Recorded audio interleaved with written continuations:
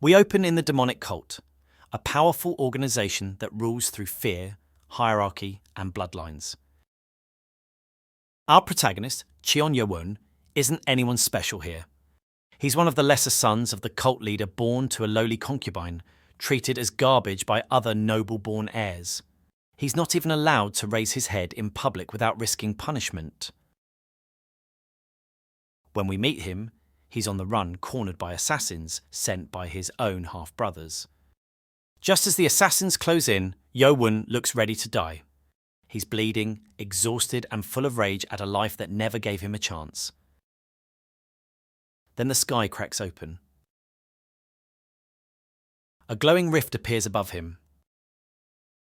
A mysterious figure descends, cloaked in futuristic armor, destroying everything around him. Then the man revealed himself in front of the boy. He wanted to scream in fear, but he had no energy to do so. The man took out two things from a small bag.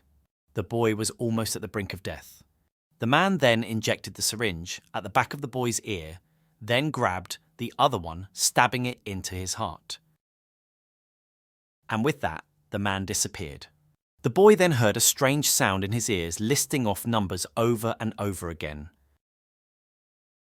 Yo-won wakes up the next morning feeling very different. Not in a bad way different, but actually in a good way. His wounds are gone, and he realizes that his vision is sharper. Then a voice came into his head, spooking him abruptly. The voice continued to speak, saying, "Good morning, user. Your blood pressure is stabilized. Would you like to begin physical optimization?" The boy became pale, as what he was being told was beyond his comprehension. The nanomachine realized that the user did not understand its words and got to learning his way of speech almost instantly. Skipping forward a little now, the boy starts to understand the nanomachine and learn its capabilities, and is soon starting his journey to the demonic cult academy. The story opens with Cheon Yo-won standing before the massive iron gates of the demonic academy. The walls stretch high into the mist, engraved with ominous carvings of past cult leaders, a reminder that this place was built from blood and ambition. Every candidate here is one of the cult leaders' descendants. They're all prodigies raised on martial arts since birth. And Yo-won, the lowborn, walks among them, sticking out like a sore thumb and not feeling welcomed. How rude. He's quiet, unreadable, and his eyes glowing faintly from the nano's influence. Then the patriarch appears, and the tone shifts. The air starts to feel heavy. The boys had lost the courage to even look up to him, just from his sheer presence. Then a voice laced with internal energy that spread through to everyone shouted out, "Silence!" And the training ground went silent at once. Marakim then turned back and spoke quietly, and Lord Chun Yu-jong got up from his throne. And unlike Marakim, who shouted, the Lord spoke softly. However, his voice was crystal clear in the ears of the 1,000 boys and girls. It was proof of Chun Yu-jong's sheer power. Once the speech was over, the Lord then walked off the stage with Marakim guiding him. It was so short that it made the students fall silent, but soon they shouted and chanted in honor of him. The students' shouts quickly turned into shock, to hear they would be tested on the first day. The first test was to endure the energy wave attack. This was also the simplest way to easily weed out the unworthy students. Fitting her clan name, Hang Soyu spoke with a beautiful voice, but none of the students were able to hear it as they were already plugging their ears. And with the signal, the fifth elder began to play the instrument. The beautiful sound of the instrument spread through the training ground. However, it wasn't only beautiful. She didn't even play a measure yet, but tens of boys fell to the ground with bubbles coming out of their mouths. Hang Soyu's fingers that plucked strings began moving faster. Based on the look on her face, it was apparent that she didn't look too happy.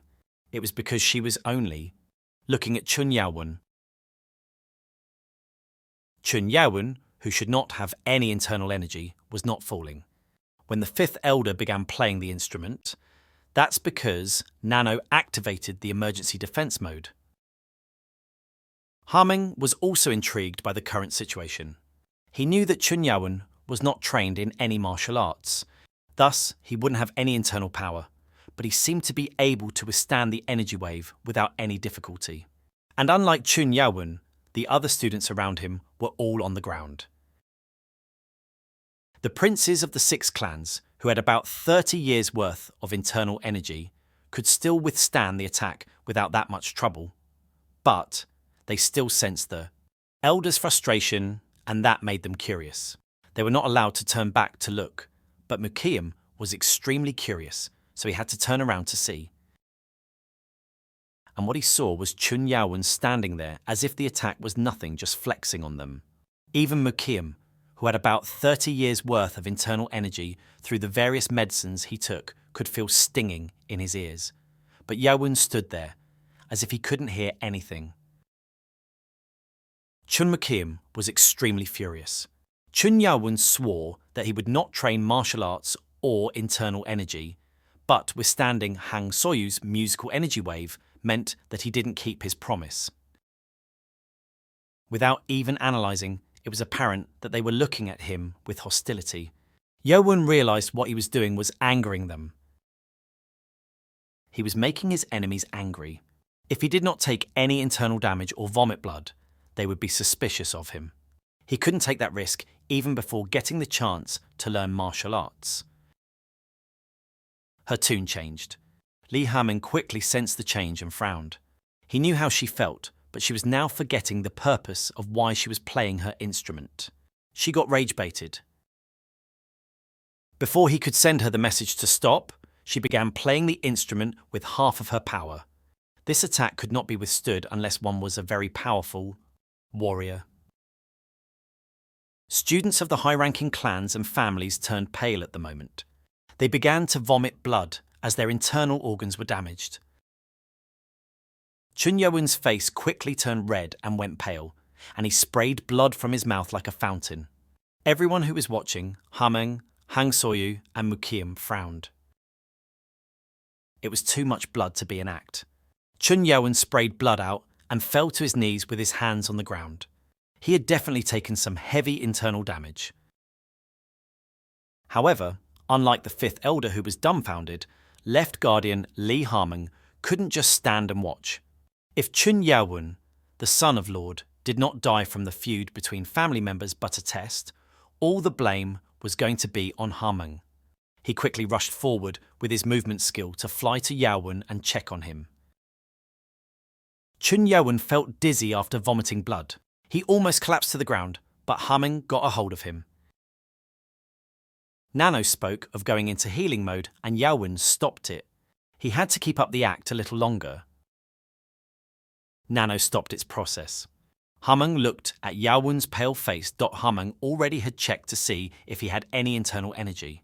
Contrary to his expectations, Chun Yawen had no internal energy within him. This meant that Yawen had endured the attack through sheer will, and for the price, he had taken severe internal damage. He was astonished. Yawen really passed the test without a single hint of internal energy inside him. Hameng called out to staff standing outside the training ground, telling them to take him to the infirmary. As Yawen was being carried out by the staff, he gave an order to Nano to heal him now. The fifth elder, Hang Soyu, didn't look all that excited as she watched Chun Yawen being carried away.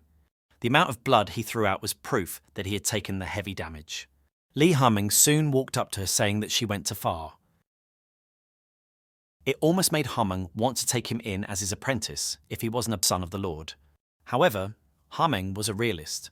He had no intention of taking on such a controversial individual as his own apprentice. Right Guardian Submeng spoke amicably, although he usually paid no interest in other matters. Hameng answered annoyingly, "It's none of your business. Go away and drink all you want." Submeng spat and walked away from the stage. They were both guardians, but they didn't get along very well. This marks Yo-won's first real victory in the academy, not through arrogance or luck, but through sheer endurance and the hidden technology. He has also gained a new supporter, Submeng. Behind the training ground was the main building of the academy. On the second floor was the first aid room, and Baek Jongmung, the apprentice of the Baek Jongwoo, was here. He had just gotten into the office from the orders of his teacher last night. He was excited to see as many patients as possible within the academy to gain more experience. He had seen many patients, but he had never seen that much blood from a patient with internal injuries. Jongmung then walked over to his desk to get some needles when someone burst into his office. It was Submeng with a red nose and a bottle of liquor. Submeng didn't respond to Jongmung and just kept asking his own questions. Jongmung sighed as he knew Submeng was this kind of man. Submeng then looked away from Jongmung and turned to the bed. He then smiled with interest. Submeng then walked up to Chun Yawon, who was on the bed. Yawon became frustrated. He felt panicked that the right guardian himself had come up to the office, thinking that he might have noticed that he was acting all along.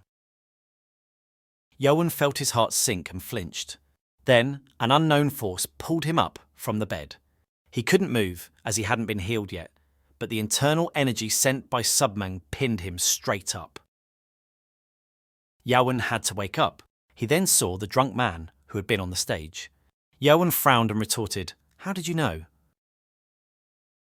Submeng laughed for quite a bit and continued, "Any experienced warrior can see through you if you are awake or not, just by listening to your breath, kid." He thought Submeng was here because he noticed Yawon faked his damage, but it seems like that wasn't the case. Instead, he seemed to be pleased. Yawon didn't feel comfortable listening to all the compliments that he didn't deserve. He was going to heal himself after fooling Jongmung, but listening to all this made him feel his pain again.